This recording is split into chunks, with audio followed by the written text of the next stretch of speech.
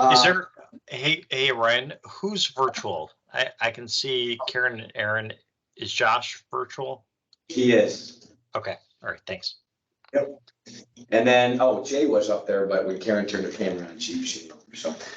So let's call to order a meeting of the Business Development Commission at 6:33 p.m. And let's get started. Okay, so the first thing on the agenda, or the second thing after the call to order, is public comments. Seeing as Jay, comments? Okay, so we're good there. So at this moment, if we could take a moment to review the meeting minutes from April 13th, that would be great. Sorry for not getting those out on time, but hopefully you got them in time.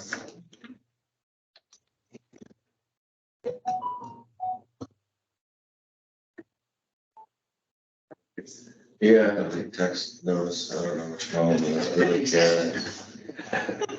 You went too I don't know how far. to shut it off. Yeah, it's all Fortnite, you know. Worst one. Man, your fault, yeah. Worst mistake I ever made. It's true. Of course, they're different charging cords, one for the car, one for the house, there's two different passwords, it's just like, oh my God, I gotta do something. We have a Droid and Yeah, one's an iPhone, and the other's an Android, yeah, big mistake. So any questions or comments on the meeting minutes? Normally Dave does a pretty spot on job, I think. So I will entertain a motion to approve the meeting minutes from April 13th. So moved. Second. Okay, any questions or comments? Okay, all those in favor of approving the minutes from April 13th, please indicate by saying aye. Aye. Aye. Aye. All those opposed, say nay. Okay. Motion passes. Okay, item number 4 on the agenda. Jay, I was wondering if you could, obviously we can all see somewhat of an update on Streetscape as there's no street. Can you give us an update on progress, timelines, things of that nature? Yeah, on schedule. In fact, I guess technically a day ahead of schedule. They didn't work today because they were scheduled to finish yesterday, but they were scheduled to do today. So they'll start tomorrow with the water lines, and the electrician will start tomorrow.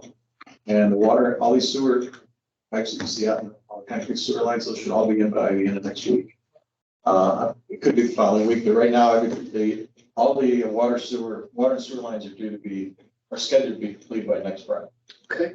And then they're going to start pouring curbs. And when they start pouring curbs, it's going to start to take shape. Okay. So I've been real pleased with how they kept the construction site tidy. They've been really good about communicating. We had our second construction meeting this morning with the contractor with BPI. And we went over a light plan that Mike's been working on for possible catenary lights. It's looking possible. Do we need to do a GoFundMe or get it done the traditional way? If it works, it's not going to be that expensive. It's a question of whether our regular street light poles, which we only have 6 in the festival, are strong enough to hold the weight of the lights, but the lights are only a couple hundred pounds. Oh, okay. So it's an interesting idea. We had a really good meeting with the light supplier who's up on Arrowhead Drive, who Mike knows, and they got together with the engineers. Kate's family? Yeah, awesome. So it's going to frustrate a little bit, not gonna lie. Yeah. Whatever you gotta do, this politician's job, right? So you know. And I'll just add that since the village board went berserk when they saw all those pavers under the road last week, you may not have followed that at all, but when we got down, we found bricks from the 1940s, so the whole street was paved. So there were hundreds, I guess thousands of bricks out there. Oh, that's so cool. But they were taken up with backhoe and Laura came by and she saw them, and Mike saw them, and everybody saw them. They all like, what are we gonna do with those? Let's take them all. I think on Friday. So we had kind of a fire drill last week, just trying to see if we could actually salvage them. They're really expensive. Be cleaned, and a lot of them are broken. The people that have the experience said that typically you can salvage about 25% of the bricks, but it costs you a fortune to get them. And then they're not pavers, they're not designed to be pavers, so they don't lock together. And they just want salvage. But what we did do, Mike's idea, we salvaged 150 square feet, and there would be a nice brick pattern around the clock. So the clock's going to have a paver around it, a pattern of pavers. And today we worked on tried to put the H in the papers with a Streetscape 2022. And then we have a couple of plaques, or little bronze plaques that came with the clock. When it was donated. So Fantastic. we're kind of working on some of those details now. We're actually down to the detail of repairing the inner workings of the clock, which is getting to be rather interesting. I wonder if we know somebody that was involved with the clock. Are you the guy? That Yeah, knows Fox. Well, Dave Starrett has become somewhat of an expert, so in fact, there's an email today, I'd love to put you in the chain. He and Kurt, from EEI are talking about working with the electrical contractor and finding out what all the parts that we have and what do we need to get it running and all that stuff, so. What history do you have with it? What it needed was, with the transition to everything being satellite based now and everything, it used to have in the Colorado, what was it, the something time clock would transfer. Thank you.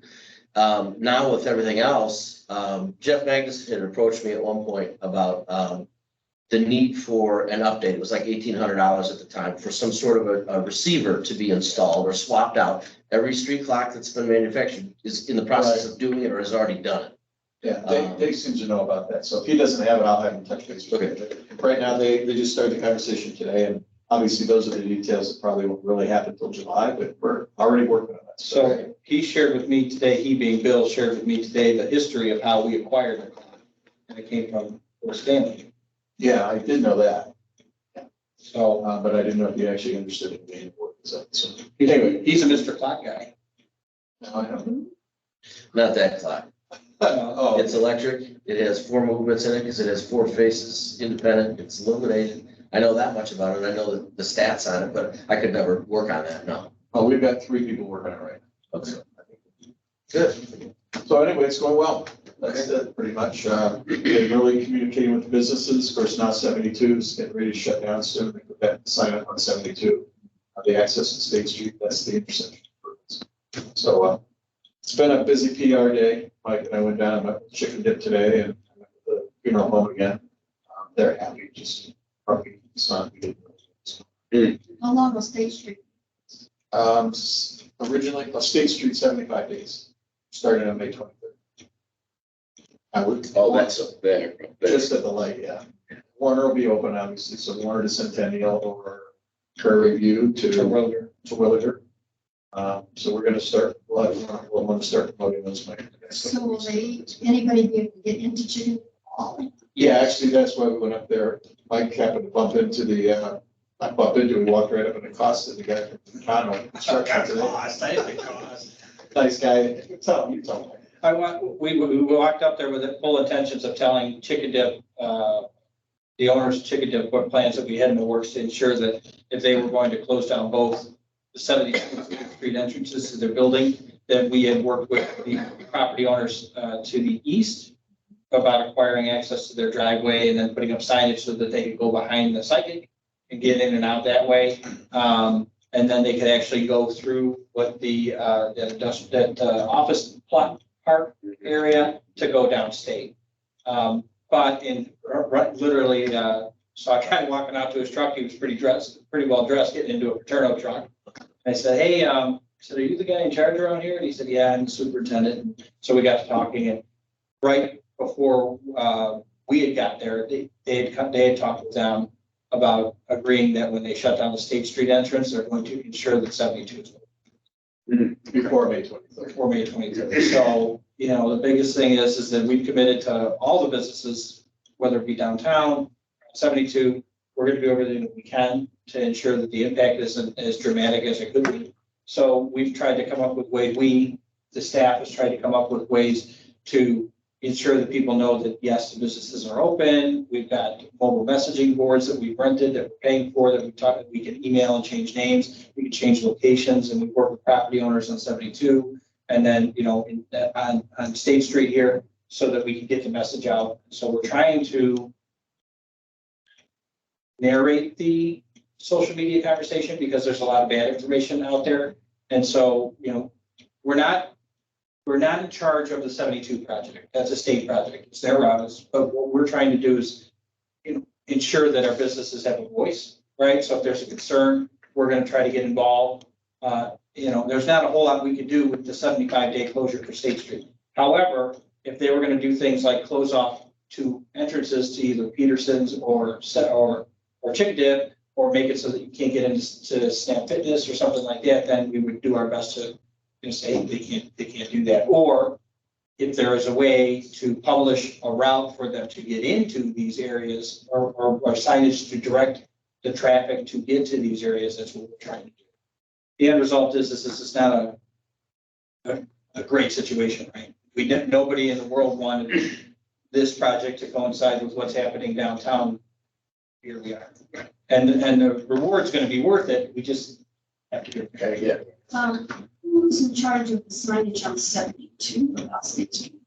So that, go ahead. IDOT is, and they're asking about the wording. No, Go I ahead. came up French Road from the south tonight, turned east on 72, and the sign is so immediate and so fast. Oh, you were You could asking not already. read it. So I'm like, should I turn down Prairie Parkway? Am I gonna be able to go stay? So you don't know. So what are you saying? Their signage should be It moved? should be moved farther east Further so east. that you can turn off French Road and then have time And to see see it. it before you get to Okay. her. Chris Kustis is the IDOT project manager, and he and I talk almost every day. He's very, very helpful and really responsive, and the contractor is too. So. I just want traffic on. Yeah, well, there's a significant amount of traffic down 72 in general. And so, and then with them changing things, not everybody's on social media, not everybody sees the updates and that kind of stuff. So, and some people are, let's be real, some people are, oh man, what's that great restaurant in Hampshire? Let's go there. And then they turn and what the heck is going on in Hampshire? I was just out here by James Motors, when I went to meet you guys.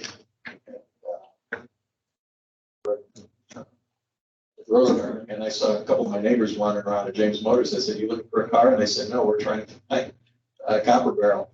And they had parked in our lot, and they, they are my neighbors, but they're not. We've had, we have had some good that's come out of this with the CP merger. We have a new parking lot downtown that's being utilized very well. So, and they're oversized vehicles. They're 24 feet deep. So that after this is done, so I mean, the biggest complaint that you guys heard about redoing State Street was losing the parking spaces. I figured what did it was a net add of 13 spaces with 5 spaces that we took out.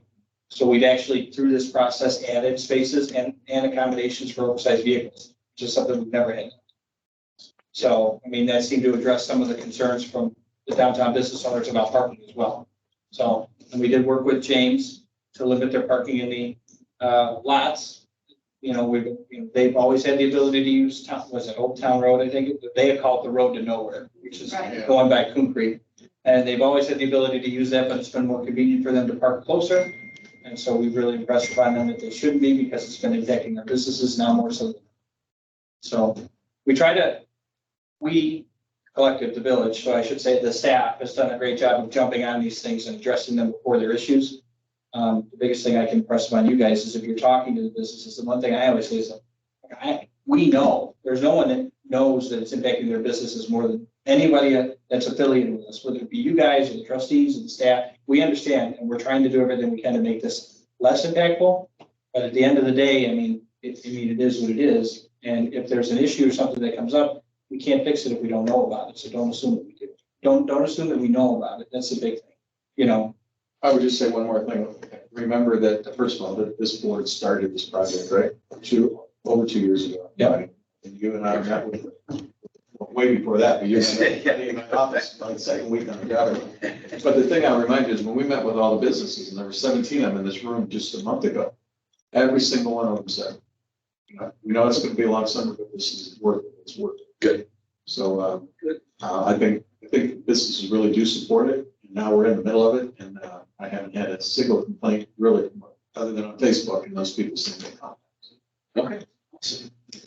Well, that's exciting. We're excited. So you said 75 days for the intersection at 72 in State. What was the end date on the streetscape again? Streetscape is supposed to be done the day before. End of August. Yeah, so the Thursday, or that Wednesday, I guess. Well, you gave yourself a day, Bob. Yeah, exactly. And the north-south water connection they're doing 160 feet a day there. They have not started the Route 20 overlay. So Busy. Got 3 public works projects going on, and 8 development projects. And the new squad car today. And we got our first new shadow squad.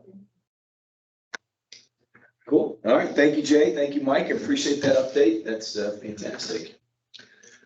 All right. So next up on our agenda, which I don't know if it's much of an issue. Well, first, You didn't bring cookies. I did bring cookies. You know, I was yelling at my kids today, and they deserved it. Let me tell you. I am a horse. I was literally yelling at my kids. And those of you who have them that are older, problems get less frequent, just bigger and harder to solve, it seems. But that being said, this is Susie's final meeting with us. And I thought it was last week, so I brought the weakest goodbye gift ever, which was They were good. two cupcakes. Like I said, I'm not, it's not my gift. But I do want to say one more time how much we appreciated having you. The impact that you had on this board, I think, is equal, if not exceed, any other member that's been here. You have been a committed member, a creative member. Drove all the way out to Dixon, which I guess is our mistake, guys. That's where she's been. That was her first big project. She went up to Dixon to check out the Main She really Street. told us until the last meeting that that's where her husband was from. Yeah, we didn't hear that. But so this is goodbye to Susie. So I just, on behalf of the entire team, we just wanted to say thank you again. And hopefully you have a free Wednesday, second Wednesday of the month available when they come back and visit us. It's like, nah, Maybe we should take a trip down there and see their streetscape. There you go. It is, and I mean, after she went, I've been out twice actually to see it, and it's quite impressive. Yeah. I mean, ours will be better. Really good, well, it's, climate. She's the lady. Where who she stole our money. belongs. The first lady? Yeah. Oh my gosh, yeah. So, but with Susie leaving us, and then Ian also has left, and I think I said last time, I do want to say it again. I was grateful to have Ian's participation. Simply, I think he sits in like 38 different boards. He does. Around all over the place, and he runs a pretty significant company as well. He's president of Lamp Construction. So I always felt like I was grateful that he participated on our behalf, and I always thought he had really good sound and grounded feedback for us. And he will also be missed, but he is taking another. He had a conflict that came up, and he had seen it coming for a while. And so he's also in legal. So that actually brought up the question. I was always in the impression with 7 people on the board, including a trustee, that relative to other boards that exist, it's large, right? Now, that being said, is when you think of the David Pizzolattos, the Bill Swalwells, the Karen Traskas, Susan and Ian, it is nice that we have such a good group. Thank you, Mike, for that. However, it was just a thought that I had. Does it make sense for us to go from 7 to 5, just to reduce the quorum requirement, maybe? But in that time period, me asking that question, we've had 2 applications come in for the board, and I think we had a gentleman who applied with the new restaurant. We have an official application from him. The one we just funded his facade program. Brandon Roberts. Brandon Roberts is his name. Seems like a go-getter. This isn't really for conversation here, debate Brandon at this time, but that's a qualified applicant. It's not, it's someone I think would seriously contribute to the board, as well as Christina from the Select, who also had, now she also sits on your board, does she not? So I guess when I first had this conversation, when I decided to put this on the agenda, there was more of a concern was, are we going to be able to go out and find a quality candidate or whatever to replace Susie, or 3 candidates to replace Susie and 3 candidates? But I just, what does the board think? Is 7 a good number? Should we just keep it and just leave it be? Should we shrink it down? I'm open to thoughts and opinions because it's our group. Together. One thing I'd like to share is ever since being a founding member of one of the original commissioners of this BDC, it seems like we have always struggled to have 7 in total with the BDC. 6, never a problem. 7, always, it tends to be a transient open role. So knowing that we have to have an odd number, I'd be open to having the conversation if everyone is willing to entertain moving to 5, just knowing that that role has been open numerous times over the last 5 years. It's been 5 years. I Yeah. think so. I think it's been, honestly, I think it's a little bit longer because your first meeting was with Mike Armato. Yeah. Before his term was up, and then Ryan took over and he served for 4 years. So I think it's been over. Yeah, no, Yeah. it's 5 for me this month, so it's probably a little bit longer for Dave. Any other thoughts from the group? Karen, I know you have a lot of experience on boards. Yeah, I see, pardon me, I see pros and cons, 5 and 7, and to maybe to some people, 2 people isn't that big of a deal, but it really can make a big difference one way or the other, for sure. So it's good to have this conversation.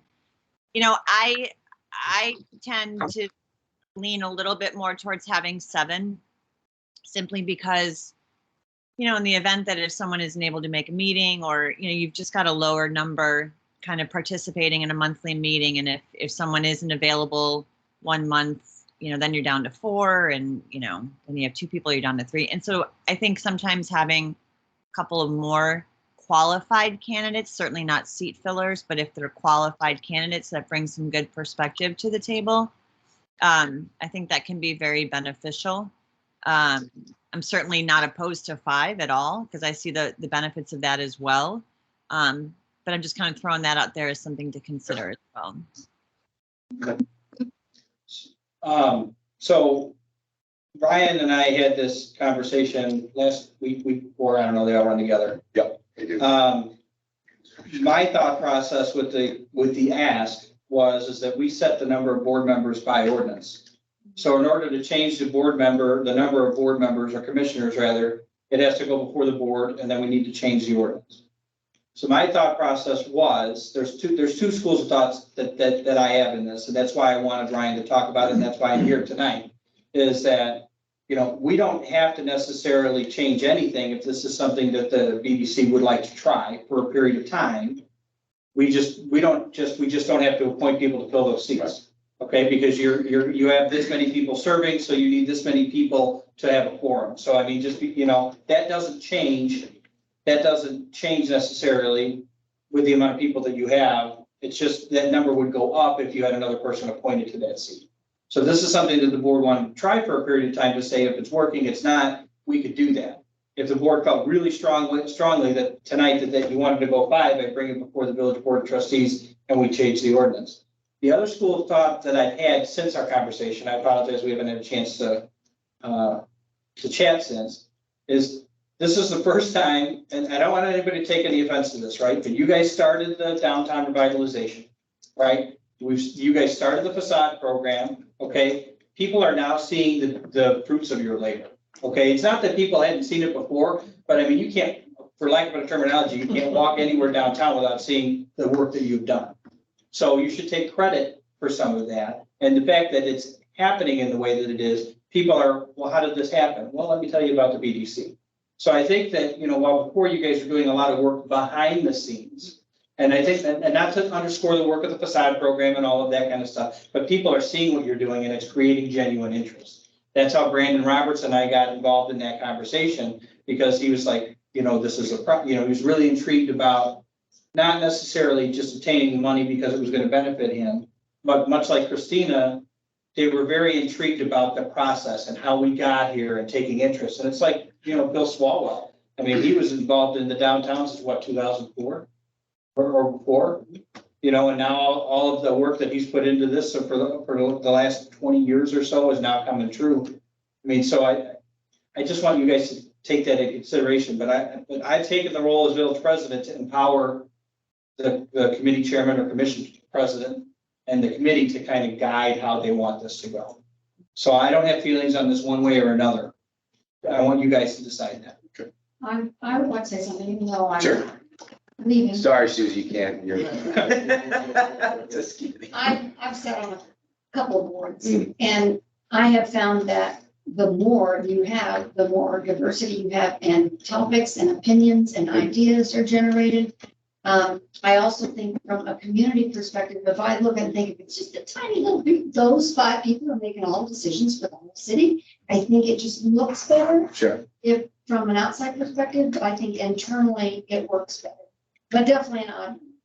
Yeah, no, and I think we almost have to have. You it. know, you don't have a choice. Yeah, we have to. Okay, that's great perspective. I really do appreciate that. Mr. Swalwell, what are your thoughts? I think there's merit to the larger pool of participants. You're gonna get more ideas, more thoughts, much like you said, with the diversity of people's thought process and resources to draw on.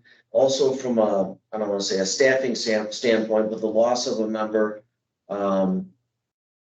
I think you'll more easily recover. Yeah. Or on an interim basis, if you have a vacancy that you have to fill, if you're missing one, you can manage. If you have 5 and you're missing one, yeah, we can manage, but it's gonna be a little challenging. So. Yeah. Also from, I don't wanna say workload, but the more folks you have carrying the load. Yeah. The more manageable it is for each of those respective participants. That's true. So that's my thought. Okay. Okay. Well, and I will say this, actually, now we're having this conversation is, I mean, when I think of, and I know we don't want to listen to a praise session, but like one of the, we got Bill Swalwell on this group because of that 7th opening, right? If you remember, I think it was Lemke left or, because you were pretty early on. Not that you were kind of like the second phase, because you started, I think Eileen got you into beautification. Yeah. We had form beautification. Eileen got you there, and then we had an opening on BDC. And then you were doing such a good job in beautification that I asked if you could come in. And God, where would we be without Bill Swalwell on beautification? No, come on, do this. I know I don't have to do much for it, and I'm grateful for that. You know so much about it. So, okay.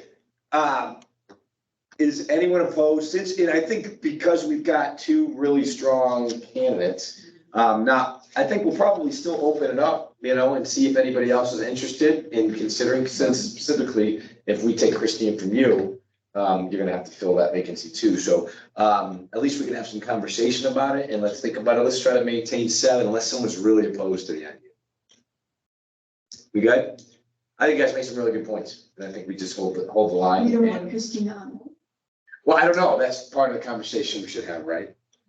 So Also, Eileen was on hold. Yeah, I know, but so is Bill. So the one point I would have with that is Ryan, in the beginning, was very adamant that you wanted to have a separate beautification committee for that purpose. yes. And so if you have multiple people serving on both boards, it kind of defeats the purpose. Right, and the head of that board sits on this board, at least that was the structure I had always Right. imagined.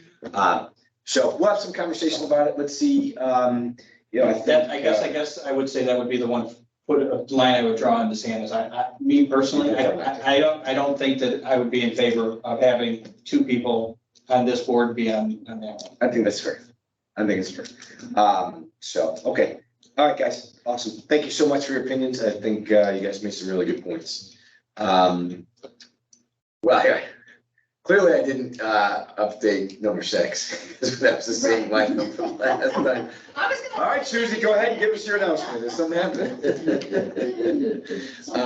We're gonna reconstitute Main Street. I do, again, want to say, I'm really grateful for Susie for this work.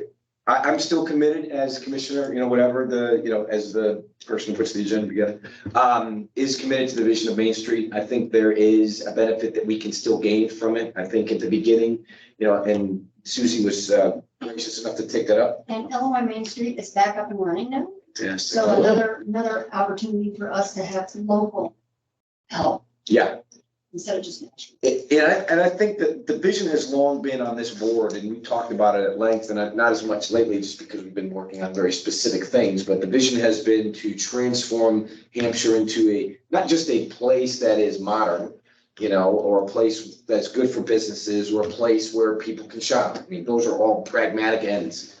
but, a place that's special, that stands out, that is, unique, that, sort of captures that Americana, that sort of, home, country values with, with modern amenities. And I think that our opportunity to sort of really achieve that goal, I think Main Street can, play a pretty big role. The pandemic really, played spoiler on that for us, just as we were getting some momentum, which is fine.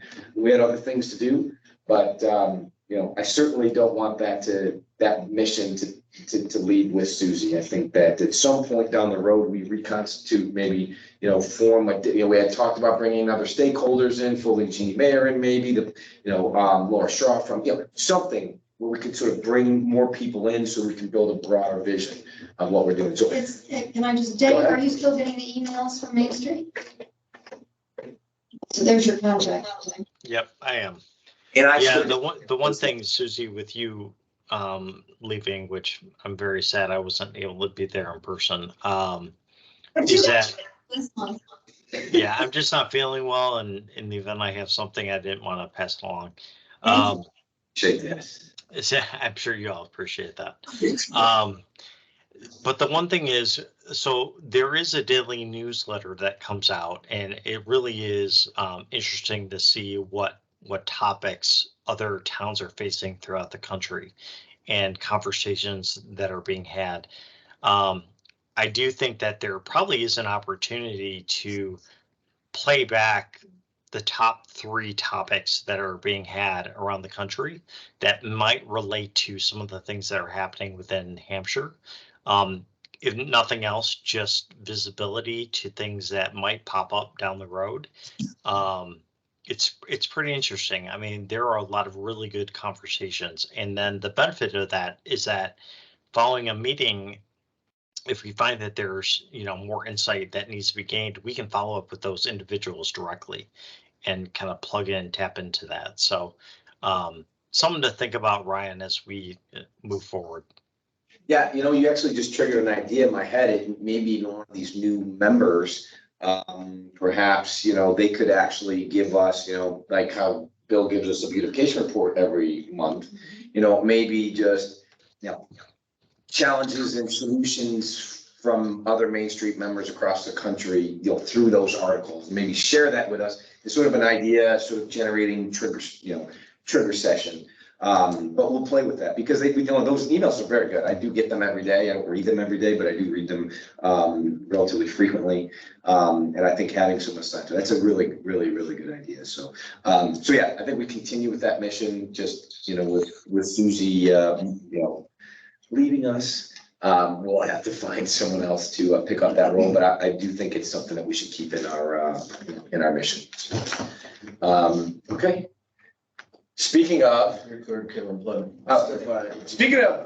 Swalwell. Yep. The challenge that we knew we would eventually be up against is Has arrived. Let's start talking. Can you give us an update, a report on? Yes. Yeah, where you're at.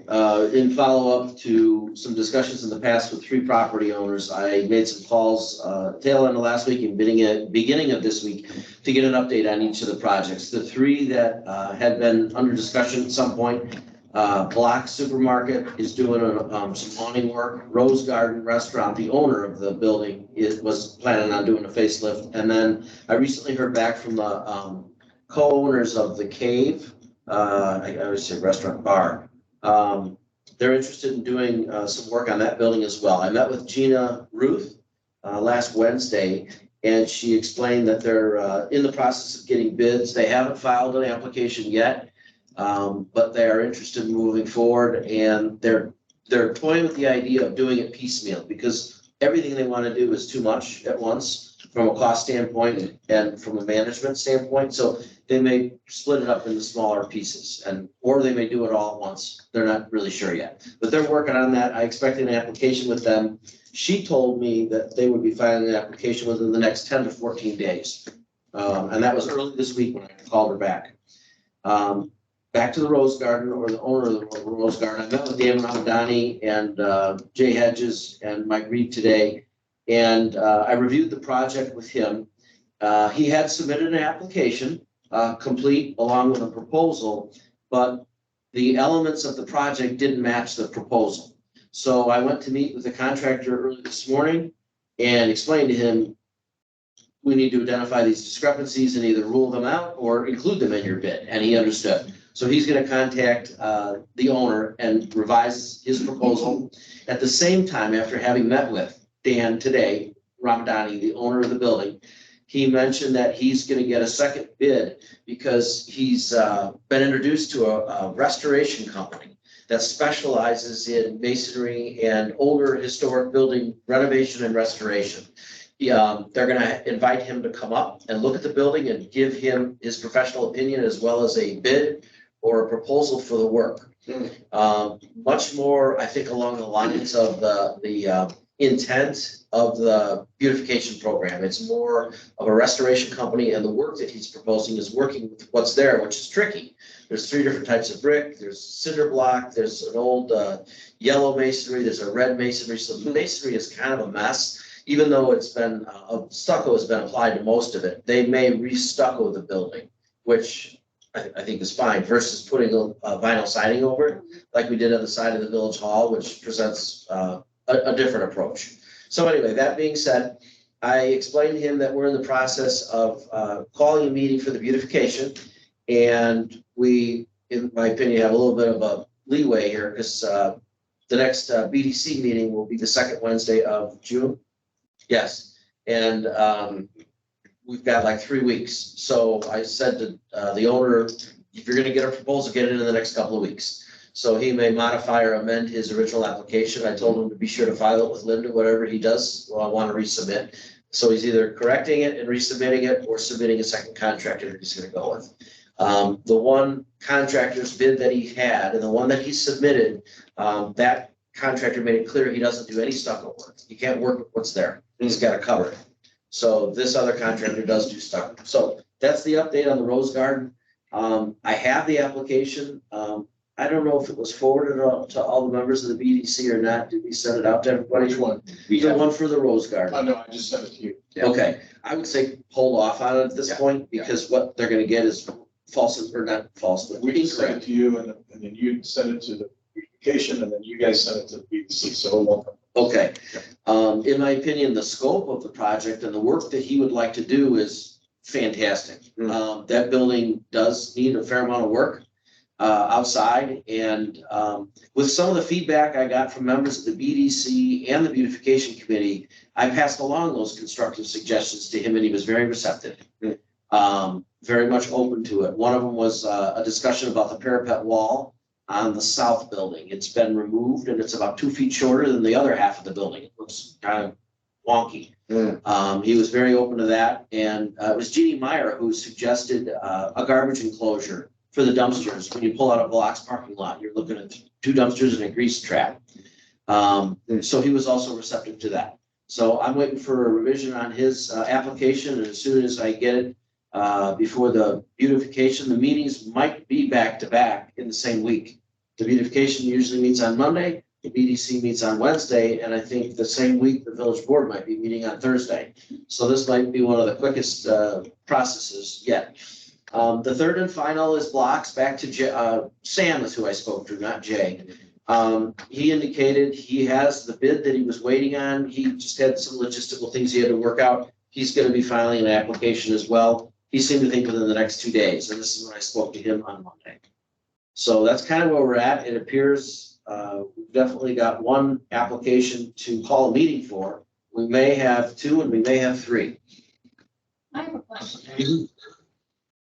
Christina, you know, we have the front of the building, the original, and they just refurbished it or did that on?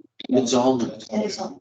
Because I was thinking if it was refurbished, we could tell Rose Garden, hey, look what's in there. But Well, the problem is that, I mean, we already threw the village hall under the bus.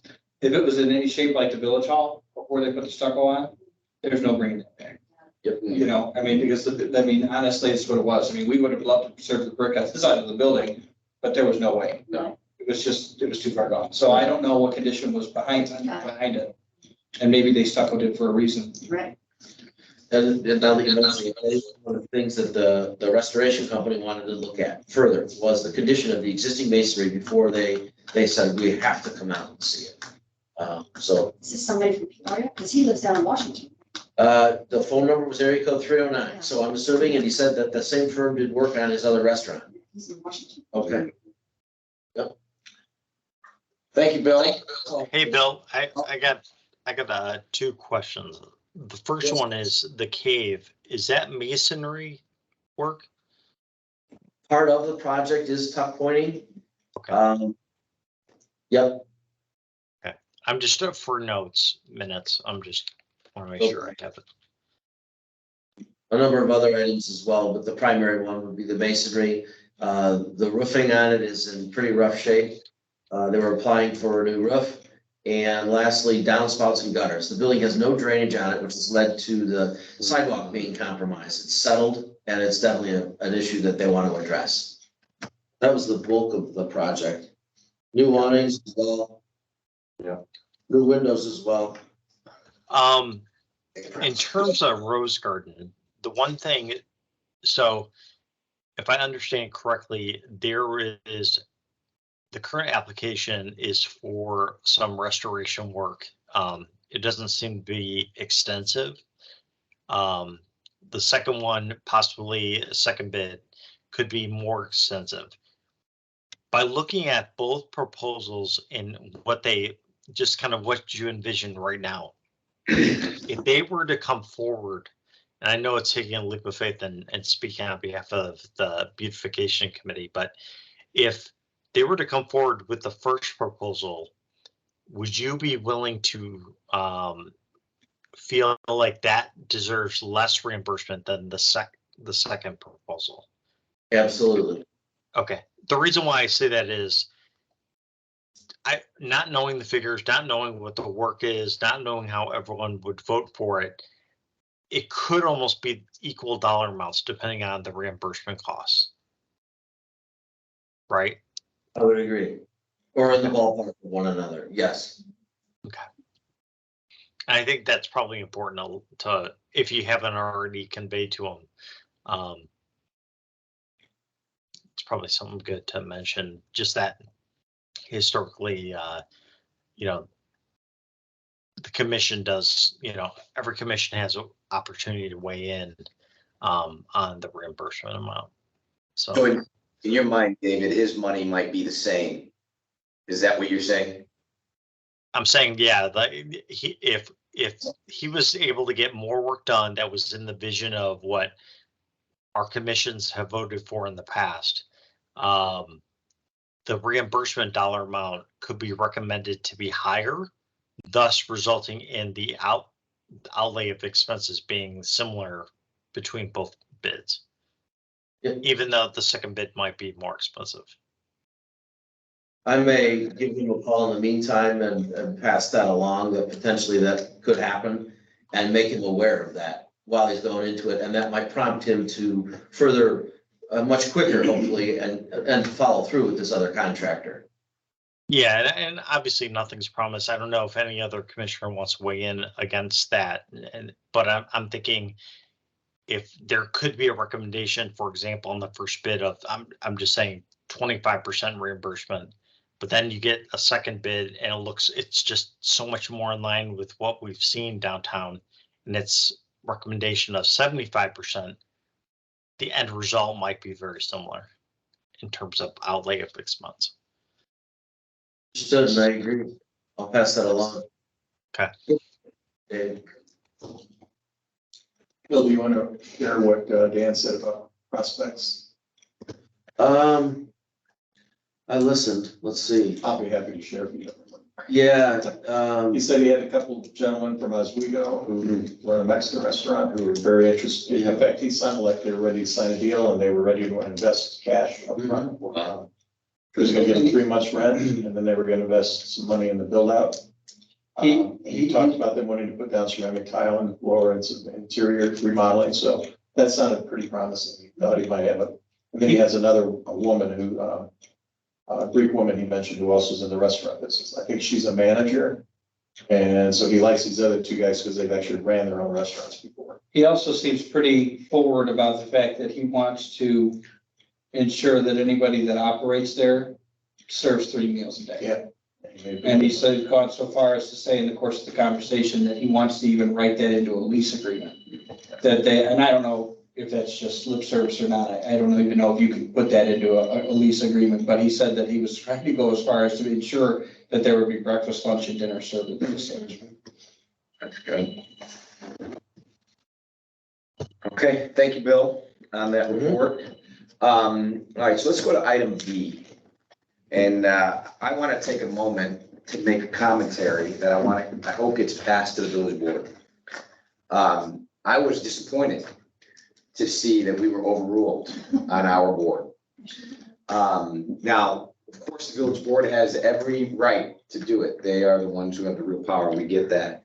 However, the situation that we are now confronted with is exactly the reason why we wanted to save those funds, and so I just wanted to make that commentary is that, when we first started out to do this project, the facade program, we had a real mission involved, and that was to try to distribute as much money of people's money in a but-for situation. The only reason that you would spend the people's money and give it to private businesses who do not have to pay it back is if not for that, that investment would not happen. And I feel like we have found ourselves in a way where we are trying to be nice as opposed to trying to be judicious in the application of the people's money. And so I would like that to be passed. And I'm not making criticisms. I remember sitting on the board and being at odds with the village board when we had developers come in, when I felt like we were trying to be nice to developers, and that wasn't our responsibility. Our responsibility was to represent the people of Hampshire in dealing with that developer, since they got the best deal that they could get. So as a net result of that, I feel like we've got 3 remarkably important projects that Bill just mentioned. We have identified the Rose Garden as a key piece to our project since the very beginning. In fact, whoever got him to come out of his shadow, thank you, because we hadn't had any communication with him in a long time. And I am so happy that we were there. I'm so happy that he has turned into this person who is willing to participate in our project. And I think that project's going to be phenomenal. The cave obviously is another bellwether in our town, a building that needs, considerable work. And then blocks, I know Dave, that was one of the first ones that Dave used to talk about back before. However, because we were perhaps a bit uber generous in the first application, we now could potentially, under the terms that we're normally governed by, which is 100,000, some years it's been 75, but it's 100 again. We're grateful for that addition to the budget. Now we're put in a position where if you think about it in the proper context, we are thinking at the back of the, I don't even know what we're calling the new place. Hampshire Social. Hampshire Social, I should know that. The back patio of Hampshire Social, which is not visible from any right of way at all, is now put at odds with the front of Rose Garden.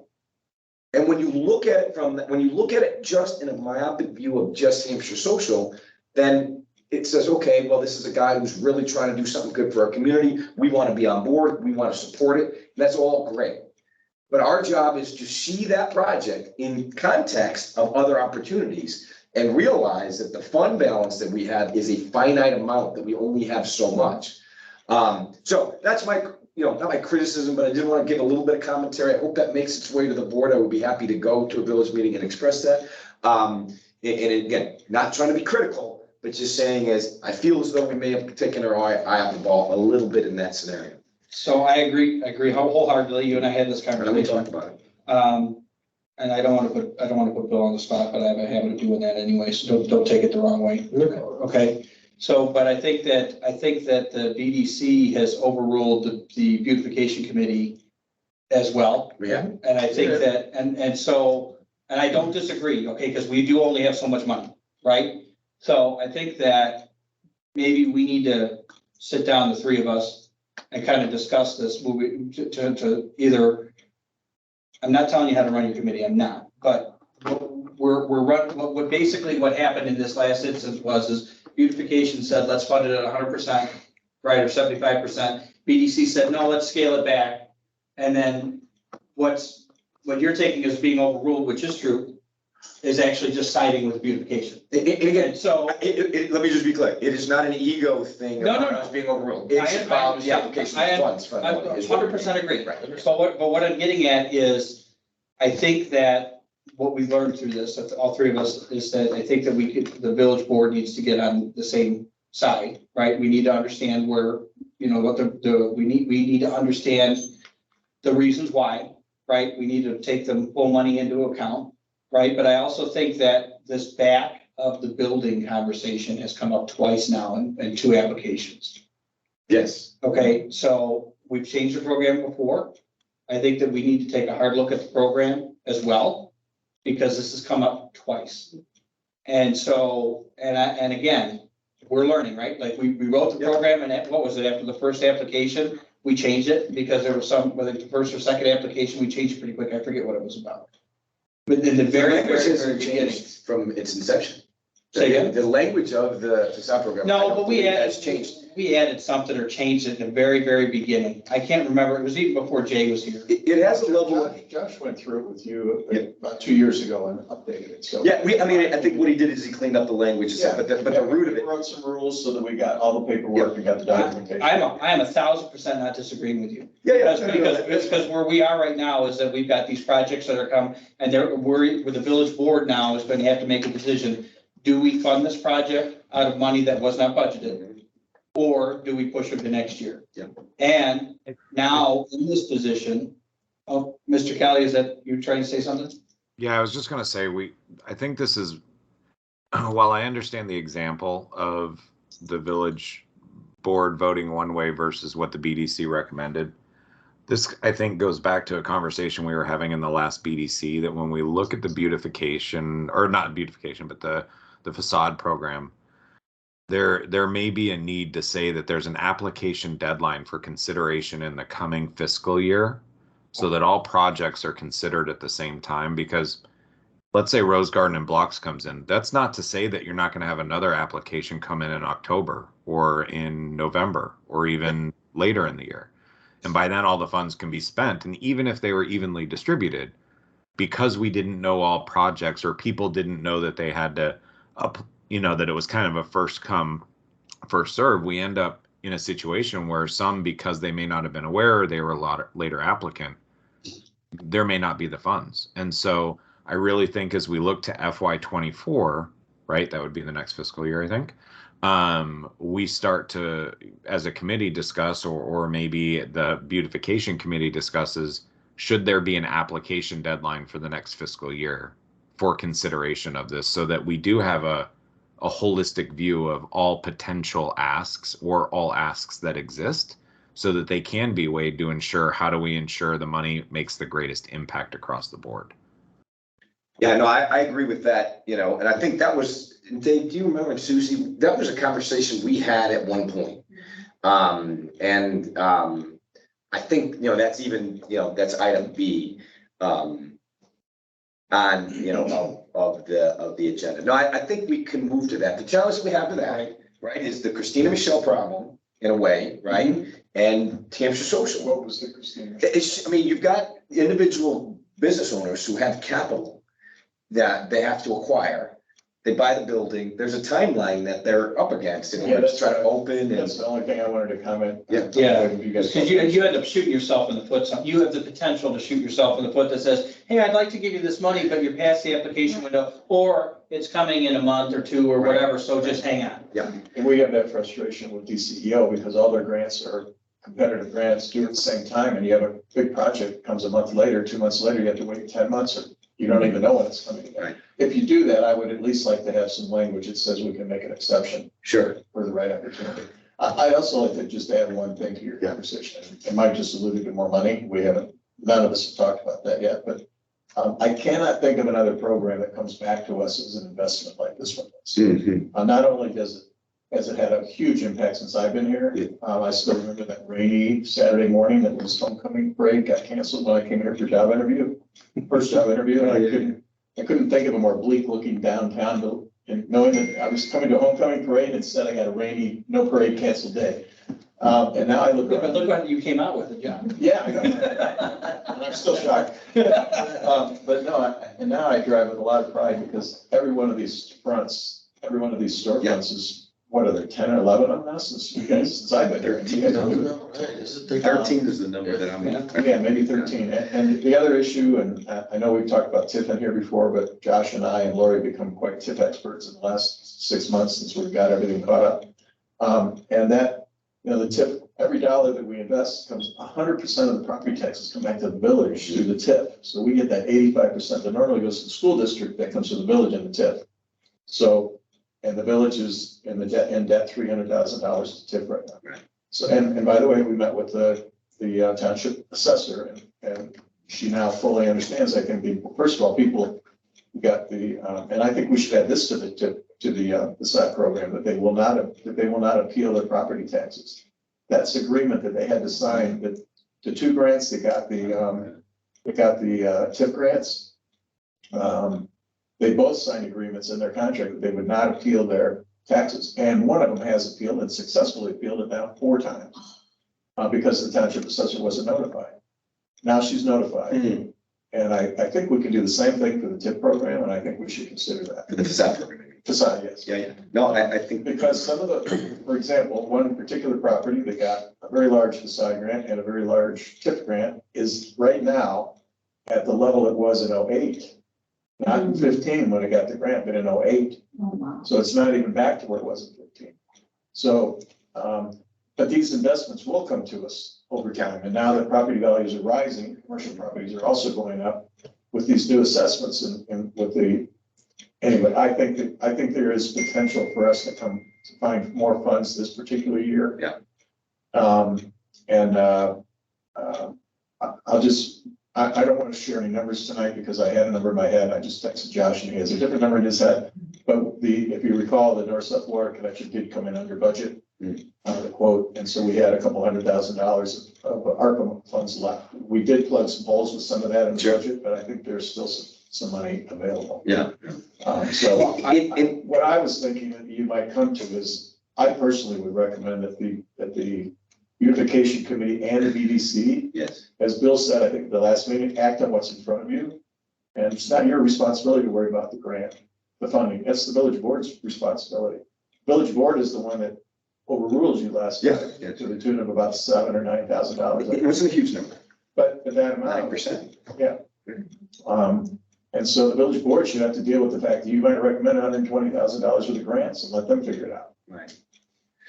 And we can do that. And again, I want to make sure it's no criticism of beautification or anybody. The issue I have and what I want, you guys know that I'm kind of a pound on the desk guy on this issue is I just want us to make sure we maintain our perspective, that the perspective is we're applying other people's money, taxpayer money generally, and that we don't owe the businesses. This is a partnership, a bridge that we're building together in order to launch, and boy, I tell you, there's very few things I think we should be more proud of than the downtown streetscape, specifically beautification and what beautification has become. I just think that we're better off as a group. That, as a salesman, I'm particularly aware of this reality. Most of my customers will pay, like for instance, I sold a robot today for $25,000. I would have been happy to sell it for $22,000, but the customer wanted to give, was capable, was willing to give me 25, right? The art of applying things at its most efficient level is finding that balance wherever that is, and trying to, our goal is to get them to do it, right? Use, and in a way that they can close their eye. And that's my only commentary I want to say. Now, what I think maybe we should do is maybe, I'm totally on board. Me, you, him sit together. Sure. Let's hammer out this facade program. Sure. And let's try to, as a group, stick to it. Right. Because I think that's the best thing. And I think that there is some ambiguity that exists in there, specifically in where can it be viewed from is sort of the language that I think we have stumbled a little bit. Yep. Because I would, if you remember, Aaron and I both voted against the 148 State Street. Ambrose's property. Yeah, because, it can be seen from Jefferson, right? And then we also both voted against it on this time. And just for a standpoint, there is ambiguity there, right? And I think if we can tighten that up, Sure. I think it will be better. So that was my only commentary. Now, I think in terms, Aaron, I don't want to, you made a pretty clear point from your perspective. I'd like to hear from the other board members. Let's have this conversation again. I did hear what Jay said. Let's deal with them, the ones that come in front of us. But does it make sense to try to herd these applications a little bit? Maybe not once a year, maybe twice a year or 3 times a year. I know we've heard from Aaron, Dave, Karen, Susie, Bill. What are your guys' thoughts in terms of, do we take them on a first come, first serve, knowing that we are getting projects now that are big, which, if you remember, guys, from the beginning, was exactly what we wanted. If I remember we talked to Huntley, it took Huntley 12 years to do what they've done. We've done it in 3, right? So that was the reason we structured it that way. It's worked exactly the way we want it. These are the projects that we want. But as they get big and they're substantial, they chew up a good chunk of that. So I do want to hear from the rest of the group. Karen, Dave, Susie, Bill, go ahead and share. Any grant process really has a deadline, right? And I think waiting a year with the nature of this type of process, I think it's a valid point to say, someone, if they're wanting to start a project and they have to wait 10 months, that might be challenging. But Ryan, I think your point of trying consolidating even 3 times a year, or twice a year, I think it's a valid point. I agree that, and plus it might incentivize people to act a little more quickly too, if they know that there's a deadline coming up and there's going to be a group of applications that come in. It might sort of hurry people along and get some projects going. But I think lumping them together into 3 times a year or quarterly is a good idea. Okay. All right, anybody else? I'll speak. Aaron's next. Yeah, Aaron, if you've got more to say, jump in too. Obviously, I sometimes the letter in the circle thing is hard to remember that there's a person. Yeah, Dave, I want to say, Bill, I want to say, go ahead. Yeah, just from my side, I think there are always some factors that come up, right? Sometimes owners aren't responsive, and there are pivotal properties. I think we all know in our heads which ones those are, that if they were to come to the table, we always want to have money available because they're so substantial to what we're trying to build here. But it doesn't, that doesn't coincide with that timing, right? Like Rose Garden, we have tried for years to get in touch with the owner of the Rose Garden and never any luck. And then all of a sudden when we're able to get in contact with them, right, it just comes at an inopportune time where most people are coming out of the woodwork asking for updates, right? So that's one thing. But I do firmly believe that, yes, it is a first come, first serve basis. We've seen so many people at the last minute pull back. So I'm in favor of that. I think for me, it's like, to the village board, maybe it's something that, we as commissions should, I'm not saying that we can agree to disagree, but we should really, like, if we have a discrepancy with something they recommend, we should really vet that out maybe before passing it along to the village board, just so the village board truly understands the positions of both commissions, or the committee and the commission. I wasn't at the board meeting, so I don't know how it was conveyed, but basically giving them a jump ball is something that is difficult, right? You're always going to let someone down. Either beautification is let down or we are. So, so yeah, I know, like personally, I'll just push a little bit more that if we ever get an application from the beautification committee that is opposite of what the BDC's thinking is, I know I'll make it a personal point to push a little bit harder to really firmly understand, you know, why it was the way it was. That's all.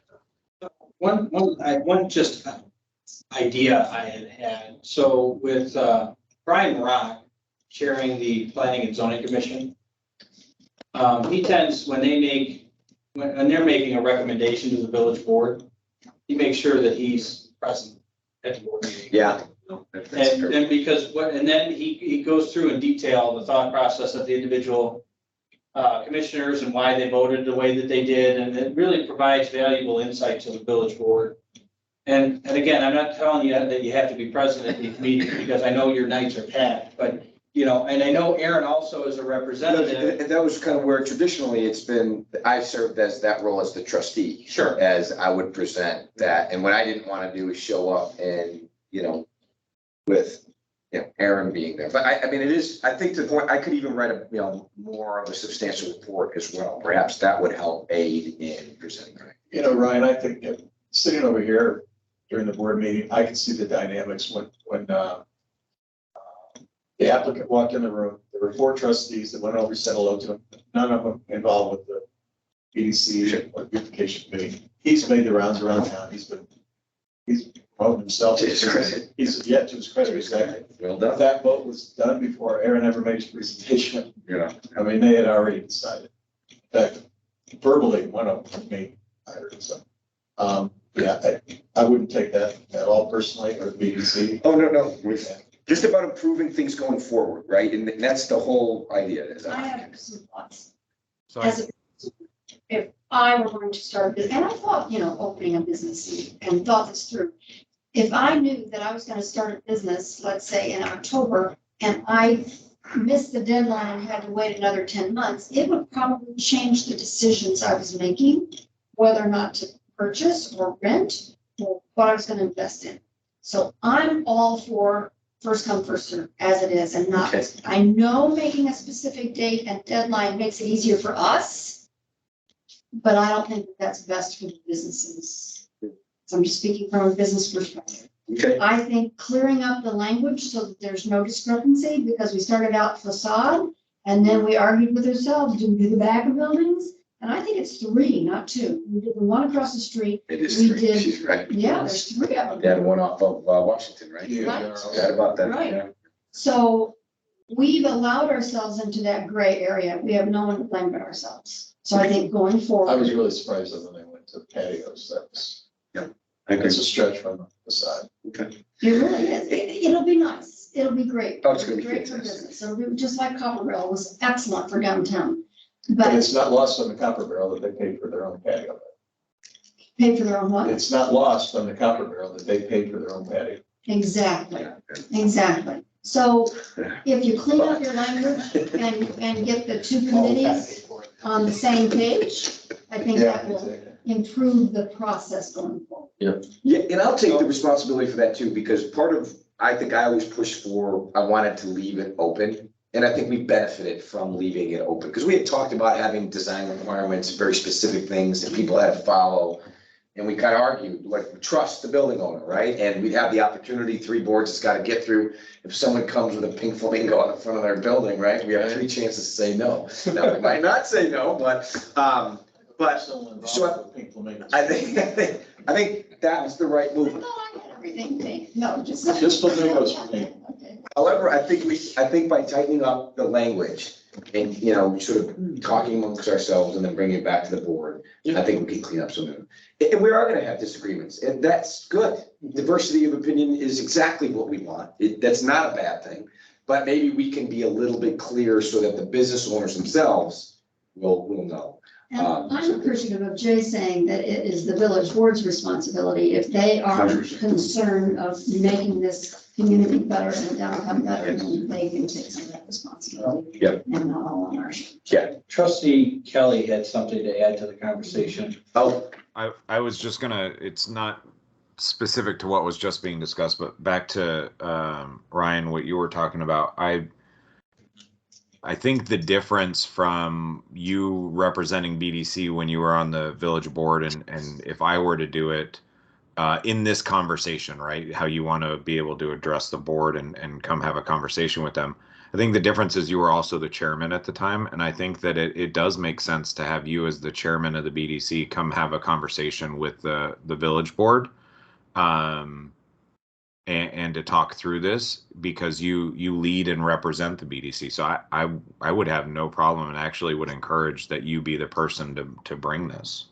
okay. No, I think that could be, that's definitely a modification that we can make in the future. That I think that would at least give us. Because remember, you had me come and talk about Main Street I to did. Village Board, I to did. get them on board. So Yeah. you're right, Aaron, to have a personal presence there from the committee would be. Well, and that's, Yeah, I'm sorry. I meant in regards to this topic. I have no problem doing the BDC reports in the village meeting as part of the trustee reports. I just meant like in regards to the topic of how it goes with the recommendations and that part. I'm not trying to have you have to take on what I'm supposed to do in the meeting, Ryan, by any means. I just didn't want you to feel like No, I it'd appreciate be out of place for you to be the one to address the board on this topic. well, Yes, and if I wanted to come to that meeting every other Thursday. For trustee. Well, and for that, and on that same topic, and again, I'm not being critical of beautification, not Okay. at all, okay? But if there is a difference in opinion from the beautification as to BDC, it would be helpful, I think, to the village board to know why. You know, so if everybody disagrees, that's fine. But, and like Jay says, it is on the village board to figure out how to make the money work, right? That's what we're here to do. But, if you feel strongly one way or another, just like if Ryan felt strongly one way or another, I mean, we need the information to make the decision. And so I think Aaron really presented it very well. I just think several members of the board made up their minds that they wanted to be generous, and that's all you can do. You may have to. It's good discussion too about specifically about the patio on what would the delta be between if it was approved or not approved. There was conversation that went back again to the Bassett project where we did structural work that was never seen from the outside, right? And so I think there were a lot of discussions around exceptions that were made to that don't always align with what the initial intent or maybe the written intent for the facade program is. And I think that also led to some of the board saying, you know what, I think that we've kind of, there was a lot of talk about a precedent being set, and we've done the back area of buildings before. And so I don't think that there wasn't a good conversation and good discussion around it. I think there was a very thoughtful conversation. But Ryan, I completely understand where you're coming from on that. That's why I'm saying I think it's at least worth that conversation. No, and I think too is even when I sat on that board, look, dude, they gave us $100,000 to go do it again. So let's be clear, we're grateful for the support. I just felt like it was a piece of a feedback that given these things. So I think we can improve. I mean, the whole goal always, I think, in any endeavor is to, not live in the past, not litigate the past, but let's learn from the past. Modify our systems so that we can continue to move forward in the future and do better. So I think that we're there. I think us three should get together. And I think a good conversation, and let's see if we can make some improvements. Yeah, So I just think that we need to really look at that program, not that it's bad, but I think that maybe we clean up some of the language so that we don't get into these situations. Well, and I mean, we talked about it from the beginning. I mean, we started with 75. Right. Because we wanted to jumpstart it. Boy, I mean, I tell you what, I am still blown away, impressed, happy. I don't, people don't stop me when I walk down the street, unfortunately. I wish they did, to say, holy cow. But in my heart, I know it's true. But we've done a great job, and we should all be proud of it. And downtowns do not get restored like this quickly and at this scale very often. And given that we're just this little itty bitty town, right, out in western Illinois, the fact that we were able to pull together is fantastic. Doesn't mean we can't get better, right? Our job is to always think about how we can get better and do better. And I think that we should do that. So we'll definitely talk about this again next meeting. And hopefully at that point, we'll have some things for us to talk about. Okay. Okay, awesome. And please find that money, because I want to do all three of these. Well, first, let me say this, lights first, Mary lights first, then these projects. Same fucking money, by the way. I know, so I'm just saying, that's my opinion, I'm one of 7 people on this board. Okay, fantastic, guys, great work there. I thought the conversation was really robust. So now we have sort of our working project that we've been on for a while. So last time we got through we have 6 columns. If you could, open your textbooks to chapter 42, where we have the matrix for the lenses and beautification. I think we've had a really good conversation this far. I don't think we should be so ambitious as to try to knock this out tonight. I don't think you guys need us to finish this evening. Do you? Actually, I'm gonna excuse myself, if you don't mind, because I have a commitment at I 8 gotta do o'clock. the same thing. Okay. We don't have the same commitment. I know, that's fine. So even if you guys want, we've had a really good meeting this far. This is going to take some time. If you want, we are not in a huge hurry on this. We could table it to June. I'm okay with that too. Yeah. I'm open to that. Maybe we'll have 2 new members too that could be brought up to speed. We could. So I am open to that motion if anyone's interested. Yeah, I'll make that. I'll second. To the next. Yeah. Any questions or comments? I just pulled up chapter 42. All right, all those in favor of moving item number 8 on the agenda to the next meeting, please indicate so by saying aye. Aye. Aye. Karen? Oh, I all said those opposed? Oh, you did, okay, I was gonna say, Karen's our holdup. All those opposed say nay. All right, hearing none, the motion passes. We will move item number 8 till the next meeting, and we'll probably be able to dedicate a good percentage of that meeting to this topic, which I think is really the right way to do it anyways. To try to finish it in at the end of a meeting is probably not real wise. Okay, so number 9, I did get a message from, first, just briefly, we're still all happy with Hampshire's very own, the whole concept. Does the village board still like it? Okay, I love it. I think it's really cool. I think Jeannie does a great job. So, okay, moving forward, Jeannie has reached out to O'Reilly Family Dental. She will have the article here soon, she said. So she apologizes that we're not doing it every month. But seeing as what she charges us is so reasonable, $0. It's very hard for me to complain. I was gonna ask, because we put it out on social and all that stuff, put it out. I mean, and I haven't run this by PR, but we're always looking for content in our newsletter. How would the BDC feel if we took a few stories a year rather than putting them out virtually and including them in the newsletter that goes out to anybody that gets a water bill? Because that's a bigger demographic for us, we're noticing. Sure. And we're always looking for content. So, I mean, like this year alone, I mean, I think we did a spotlight on James inside the newsletter. And so I think the PR committee, and I'm not gonna speak for them, and I think that the guy putting together the newsletter would really, we would certainly put that Jeannie Mayer wrote it and all that kind of stuff. Yeah. But, you know, I think that's rather than, I would like to try with the next one, or maybe one of the next one, depending on when the article comes versus when the newsletter comes. Can you let? Hey, Mike. Yes.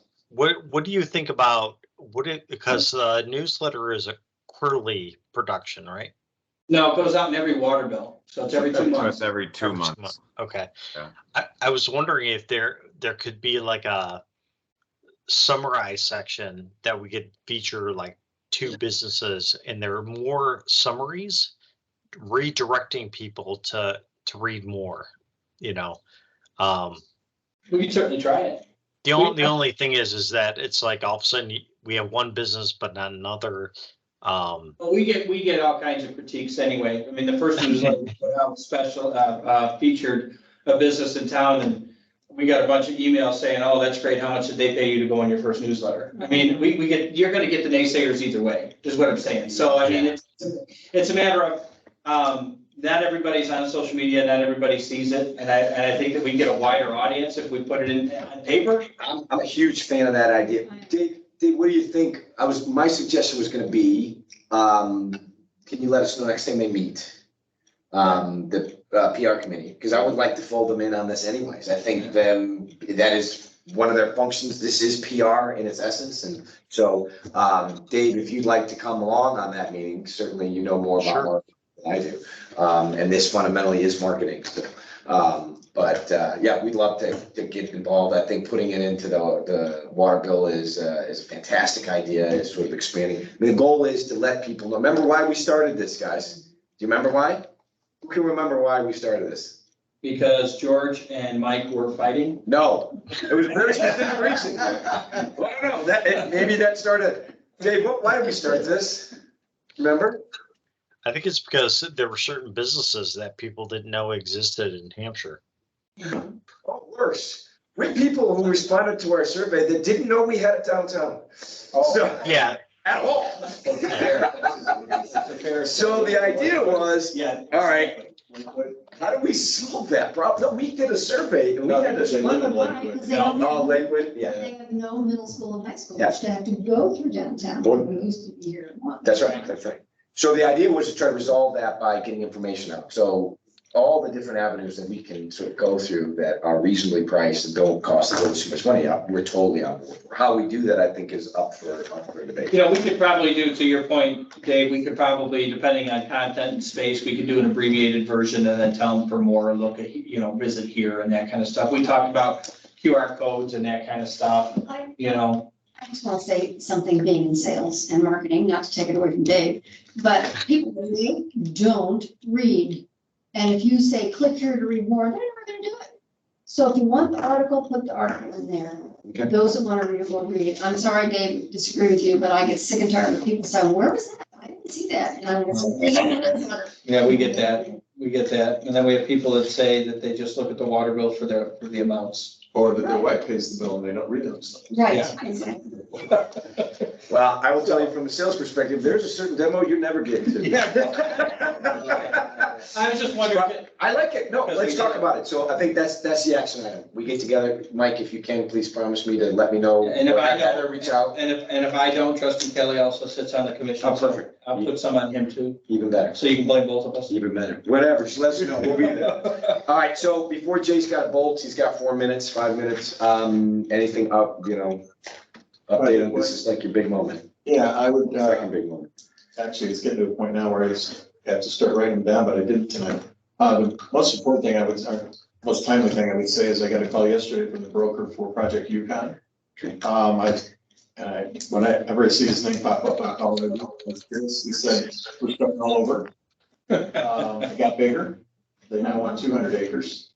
And it's still 1.5 million, but it started out as 1 million square feet and then it went to, now we heard 1.5 million, but it didn't officially go to 1.5 million till today. And so Dan Light is trying to secure some additional property to the Shireland property that would go further east. We're also trying to get them interested again in the property north of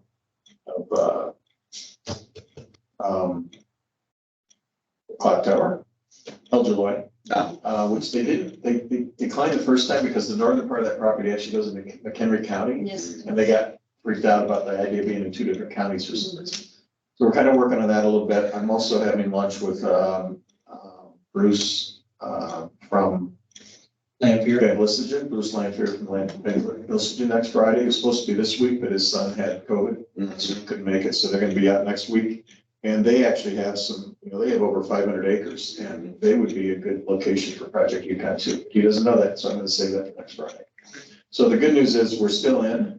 The bad news is we're starting all over. So I said, is there a hurry? Do I need to get this to you right away? He said, no, we've got like a couple months again. Okay. So Project Yukon is being reconsidered as bigger, but it's still alive and we're still very much under consideration. We also have a company that's a manufacturing company, not just logistics this time, a manufacturing company that's considering a site 45 acres over across from Tom Richards Hampshire storage. So that's on Route 20 where we do not have water and sewer. But the broker is very actively pursuing water and sewer. In fact, I connected them and they're meeting with Briar Hill Ventures next week. Because Briar Hill Ventures is in the process of engineering water and sewer over to Briar Hill Road, which will get water and sewer. It's about a $3 million investment they might make. They're already engineering that investment. To get water and sewer to their property on Briar Hill Road, that'll get us about 2/3 of the way to the property over on Route 20. So by putting them together, this guy's project also can pay for some of that water and sewer extension. So there'll probably be if we can make this work together, then there'll probably be a recapture agreement. And we could have water and sewer over to Route 20, all the way to our eastern border, potentially by next summer. That'd So be great for. that opens up the whole, Yeah. whole east side of town for development. Someone's got to call Art Zwemke. That was his dream. Oh, really? Oh, yes. He used to talk about that all the time. Oh, yes. He's like, we should just run it. Has anybody heard from him, or did we disappear into smoke the I last hope time he he's left doing town? well, though. I liked Art. He was a good guy. I've not heard. That's I everything. know you guys have been. We're getting 2 or 3 phone calls a week from brokers. Yeah. The Gross family who gave us easements for the east side of Cash Road for the big water project right now. I've been trying to reach Roger Gross for, I don't know, 2 years. Mm. And you know that little form you fill out when you want to contact the village employee? You sit right where you are 2 weeks ago. This message comes up that Roger Gross would like a phone call from the village manager.